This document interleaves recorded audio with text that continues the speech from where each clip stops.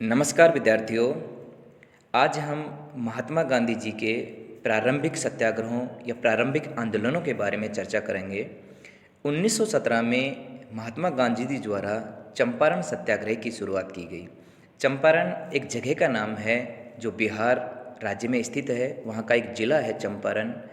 और सत्याग्रह अर्थात सत्य का आग्रह, मतलब अहिंसात्मक तरीके से, बहुत ही विनम्रतापूर्वक तरीके से सत्य का दृढ़तापूर्वक आग्रह करना। और इसकी शुरुआत चंपारण नामक स्थान से होती है और इसलिए इसे हम चंपारण सत्याग्रह कहते हैं। हम इस चंपारण सत्याग्रह की संपूर्ण विवरण, इसकी पृष्ठभूमि को जानेंगे, इसके कारणों को जानेंगे कि उस समय क्या कारण रहे कि महात्मा गांधी जी को सत्याग्रह करना पड़ा, इसकी क्या घटनाएं थी और महात्मा गांधी जी ने जब ये सत्याग्रह किया तो इसके क्या परिणाम निकले, क्या इसका इम्पोर्टेंस रही, वो हम इसमें अध्ययन करेंगे। 1917 में जब महात्मा गांधी जी द्वारा चंपारण सत्याग्रह किया जाता है, उस समय हम अगर विश्व की बात करें तो उस समय विश्व में फर्स्ट वर्ल्ड वॉर चल रहा है। 1914 से प्रारंभ विश्व युद्ध पूरे विश्व में चल रहा है और उस विश्व युद्ध से आम जनजीवन पूरी तरीके से अस्त व्यस्त हो चुका है, क्योंकि जो दैनिक जीवन की जो चीज़ें थी वो बहुत महंगी हो चुकी हैं। किसानों को वो चीज़ें मिलना बहुत ही दुर्लभ हो रहा है। उसी समय 1915 में, जनवरी 1915 में महात्मा गांधी जी दक्षिणी अफ्रीका से भारत आते हैं और 9 जनवरी को हम प्रवासी भारतीय दिवस भी इसी कारण मनाते हैं। जनवरी 1915 में महात्मा गांधी साउथ अफ्रीका से इंडिया में आते हैं। यहाँ आने के बाद वो गुजरात के अहमदाबाद में साबरमती आश्रम की स्थापना करते हैं और साबरमती आश्रम से ही अपने समस्त कार्यों का संचालन करते हैं और धीरे धीरे ये भारत भ्रमण पर निकलते हैं, मतलब भारत को समझने की कोशिश करते हैं। इनके जो राजनीतिक गुरु गोपाल कृष्ण गोखले थे। 1916 में महात्मा गांधी जी भारत में लखनऊ के कांग्रेस अधिवेशन में शामिल होते हैं। कांग्रेस, जिसकी स्थापना 28 दिसंबर 1885 को हुई थी, वो अपना एक वार्षिक अधिवेशन बुलाती थी और उस वार्षिक अधिवेशन में महात्मा गांधी जी प्रथम बार शामिल हो रहे हैं लखनऊ में।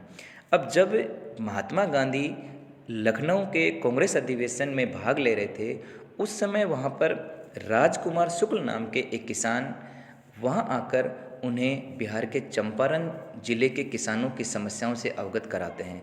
उन्हें ये बताते हैं कि किस प्रकार से बिहार के चंपारण जिले में किसानों को प्रताड़ित किया जा रहा है, उन्हें नील की खेती करने को बाध्य किया जा रहा है, उन्हें जो व्यावसायिक खेती है उसको करने के लिए उन पर दबाव डाला जा रहा है। ये सारी की सारी घटनाओं का वर्णन राजकुमार शुक्ल के द्वारा महात्मा गांधी जी को बताया जाता है और शुक्ल उनसे आग्रह करते हैं कि एक बार आप चंपारण आइए और वहाँ के किसानों की समस्याओं को देखिए, समझिए। उसी समय महात्मा गांधी जी के साथ बीके प्रसाद या ब्रज किशोर प्रसाद, जो लखनऊ के एक वकील थे, वो महात्मा गांधी जी के साथ उस समय वहाँ उपस्थित थे। उन्होंने जैसे ही इस समस्या को सुना, चंपारण किसान समस्या को, उन्होंने उस अधिवेशन में इस बात का प्रस्ताव भी रखा। बीके प्रसाद के द्वारा वहाँ पर ये प्रस्ताव रखा गया और महात्मा गांधी जी ने राजकुमार शुक्ल को ये आश्वासन दिया कि वो चंपारण में आकर किसानों की समस्याओं का समाधान करने का प्रयास करेंगे। अब चंपारण में प्रमुख समस्या क्या थी कि वहाँ पर अंग्रेज़ों के द्वारा 3 कटिया पद्धति लागू की गई थी। 3 कटिया पद्धति क्या थी कि वहाँ के जो किसान थे चंपारण के, उस चंपारण का जो आसपास का इलाका था, उसमें उन किसानों को वो नील की खेती करने को बाध्य करते थे। नील जो रंगने के, कपड़े रंगने के काम में आती है और यहाँ की देसी नील मशहूर भी थी। तो उसमें उन्होंने उनके साथ एक एग्रीमेंट किया हुआ था उन किसानों के साथ और उस एग्रीमेंट के तहत ये तय किया गया था कि प्रत्येक किसान को अपनी उसकी जो कुल भूमि है उसके 3/20 भाग पर आपको नील की खेती करनी होगी। मतलब जैसे 1 बीघे में 20 बिस्वा होते हैं, उसी प्रकार 1 बीघे में 20 कट्ठा होते थे। अब उन 20 कट्ठों में से आपको 3 कट्ठों पर ये अनिवार्य रूप से आपको नील की खेती करनी होगी और इसके लिए किसानों को बाध्य किया गया था कि आपको इतने क्षेत्र पर नील की खेती करनी ही करनी है। ये थी 3 कठिया पद्धति, मतलब 3/20 भाग पर आपको अनिवार्य रूप से नील की खेती करनी होगी, क्योंकि नील की विदेशी बाज़ारों में मांग बहुत अधिक थी और ब्रिटिश सरकार को इससे बड़ा फ़ायदा था। वो इसका व्यावसायिक उपयोग करती थी।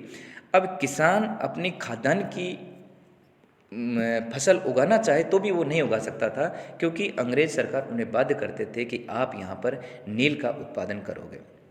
अब अगर कोई किसान नील की खेती का उत्पादन नहीं करना चाहता तो उसके ऊपर वो एक मनमाना लगान कानून बना के बेवजह बहुत अधिक मात्रा में लगान की मात्रा निर्धारित करते थे और हार करके किसान को नील की खेती करनी होती थी। अब नील की खेती करने से किसान को बहुत भारी नुकसान होता था, क्योंकि उस क्षेत्र में जहाँ नील बोई जाती थी वो भूमि धीरे धीरे अनउपजाऊ और बंजर बनती हुई चली जाती थी। उसकी जो उत्पादक क्षमता है वो कम हो जाती थी और किसानों को उनके द्वारा इस बात के लिए दबाव डाला जाता था कि आपको ये करना ही करना है। नील की खेती में पानी भी अधिक लगता था और उस खेती को करने के बाद जब वो उसमें कोई दूसरी खाद्यान्न फसल बोते थे तो उसमें उतनी पैदावार नहीं हो पाती थी। अब महात्मा गांधी जैसे ही वहाँ पर गए चंपारण में, वो साबरमती आश्रम से अपने कुछ सहयोगियों के साथ, जैसे राजेंद्र प्रसाद जी हैं, ब्रज किशोर प्रसाद, JB कृपलानी, महादेव देसाई, नरहर पारिक, इनके साथ मतलब अपनी पूरी टीम के साथ 10 अप्रैल 1917 में चंपारण बिहार पहुंच जाते हैं। अपनी पूरी टीम को साथ लेकर उन किसानों की समस्याओं को देखने और समझने के लिए महात्मा गांधी जी चंपारण पहुंच जाते हैं। मोतिहारी रेलवे स्टेशन पर जैसे ही वो उतरते हैं एक भारी भीड़ के द्वारा उनका स्वागत किया जाता है और जैसे ही ये बात ब्रिटिश सरकार के पास पहुंचती है कि इस प्रकार के व्यक्तित्व यहाँ पर आए हैं और भारतीय किसानों द्वारा, चंपारण के किसानों द्वारा उनका इस तरीके से स्वागत सम्मान किया जा रहा है। महात्मा गांधी जी इस सत्याग्रह का पहले सफल प्रयोग साउथ अफ्रीका में कर चुके थे।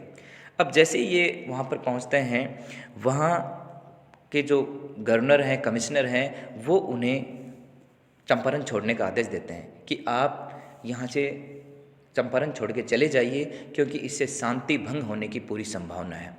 लेकिन महात्मा गांधी जी द्वारा बड़े ही विनम्रतापूर्वक तरीके से वो इसकी अवज्ञा कर देते हैं, वो इसका पालना नहीं करते हैं, वो मना कर देते हैं चंपारण छोड़ने के लिए। 18 अप्रैल 1917 को इस आज्ञा के उल्लंघन के आरोप में उन्हें गिरफ्तार कर लिया जाता है और गिरफ्तार करने के बाद उन्हें मोतिहारी कोर्ट में पेश किया जाता है। जब उन्हें मोतिहारी कोर्ट में पेश किया गया तो वहाँ के जज द्वारा उन्हें से पूछा जाता है महात्मा गांधी जी से कि आपको अपनी सफाई या आपको अपने बारे में कुछ कहना है तो कहिए। तो महात्मा गांधी जी ने स्पष्ट शब्दों में बड़े ही विनम्रतापूर्वक तरीके से उन्हें बताया कि मैं किसानों की समस्याओं का बिना समाधान किए यहाँ से जाने वाला नहीं हूँ। आखिर में वहाँ के जो नील बगान एसोसिएशन के जो व्यक्ति थे या गवर्नर, कमिश्नर, उन्होंने हार मान ली और वहाँ पर गवर्नर एडवर्ड गेटे द्वारा सर फ्रैंक स्लाई की अध्यक्षता में एक जांच कमेटी नियुक्त कर दी गई और उसमें एक सदस्य महात्मा गांधी भी नियुक्त किए गए। अब ये जांच कमेटी वहाँ के किसानों की वास्तविक समस्याओं को देखेगी कि क्या वास्तव में ही किसानों को इन परेशानियों का सामना करना पड़ रहा है। इसी समय दीनबंधु एंड्रूज भी गांधी जी से मिलने चंपारण पहुँचे थे। ये इनके दोस्त या अनुयायी थे और ये एक कंपटीशन में प्रश्न पूछा भी गया है। दीनबंधु एंड्रूज ये गांधी जी से मिलने वहाँ चंपारण पहुँचते हैं। चंपारण में गांधी जी के साथ अपनी पूरी टीम है और ये यहाँ पर सत्याग्रह का पूरी तरीके से पालना करते हैं।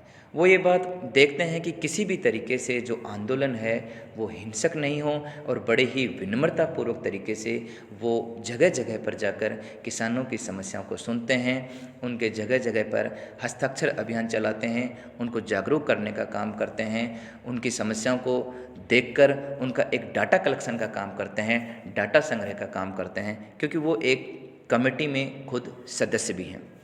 अब उसका परिणाम क्या होता है कि जांच कमेटी ने किसानों की शिकायतों को सही ठहराया और शिकायतें सही भी थी। वास्तव में जो किसान थे वो बहुत अधिक परेशान थे और उस समय हुआ भी क्या था कि विदेशी बाज़ारों में जो यहाँ की नील की डिमांड थी वो धीरे धीरे कम होना प्रारंभ हो गई थी, क्योंकि कृत्रिम रंगों के आ जाने से जो देसी नील थी उसकी खपत होना कम हो गई।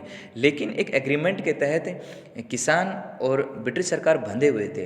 अब हालांकि इस समय परिस्थिति ऐसी आ गई थी कि ब्रिटिश सरकार भी या वो जो जागीरदार थे वो स्वयं चाहते थे कि ये जो एग्रीमेंट है 3 कठिया वाला ये समाप्त हो जाए, लेकिन वो उस एग्रीमेंट को समाप्त तो करना चाहते थे, लेकिन उस नुकसान की भरपाई भी वो उन किसानों से ही करना चाहते थे। और इसके लिए उन्होंने वहाँ मतलब उन पर मनमाना लगान कानून लागू कर दिया।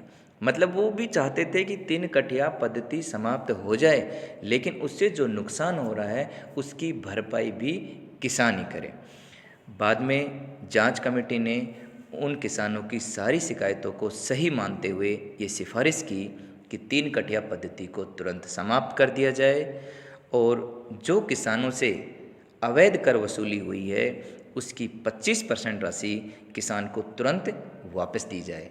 किसानों को नील की खेती करने के लिए बाध्य नहीं किया जाए, उन्हें इस खेती से मुक्त कर दिया जाए और जो बढ़ा हुआ लगान है उस पर रोक लगा दी जाए।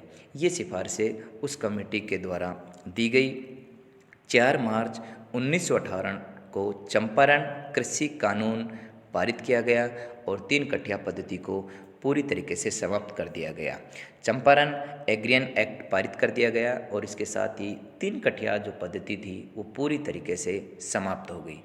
इसी आंदोलन की सफलता से प्रभावित होकर रविंद्रनाथ टैगोर ने महात्मा गांधी को महात्मा की उपाधि दी थी। इसी आंदोलन के सफल नेतृत्व के बाद गांधी जी महात्मा गांधी बने और ये उपाधि उन्हें रविंद्रनाथ टैगोर द्वारा दी गई। गांधी जी द्वारा भारत में प्रथम बार सत्याग्रह का प्रयोग इसी जगह पर किया गया, चंपारण में। अगर हम पहली बार उनके सत्याग्रह के प्रयोग के बारे में समझते हैं तो पहली बार इनके द्वारा सत्याग्रह का प्रयोग साउथ अफ्रीका में किया गया, लेकिन जब अगर हम भारत के बारे में बात करते हैं तो सत्याग्रह का प्रथम बार प्रयोग चंपारण में किया गया। विद्यार्थियों, अगर आपको ये वीडियो पसंद आया हो तो आप मुझे कमेंट बॉक्स में इस दिए गए प्रश्न का जवाब अवश्य दें। प्रश्न: चंपारण जिला किस राज्य में स्थित है? सेकंड ग्रेड टीचर एग्जाम भर्ती परीक्षा में प्रश्न पूछा गया है, बिल्कुल सिंपल। चंपारण जिला किस राज्य में स्थित है? Number 1 Gujarat, number 2 Uttar Pradesh, number 3 Bihar या नंबर 4 राजस्थान। मतलब इन राज्यों में से चंपारण किस जिले में स्थित है? आप इसका उत्तर कमेंट बॉक्स में मुझे अवश्य दें।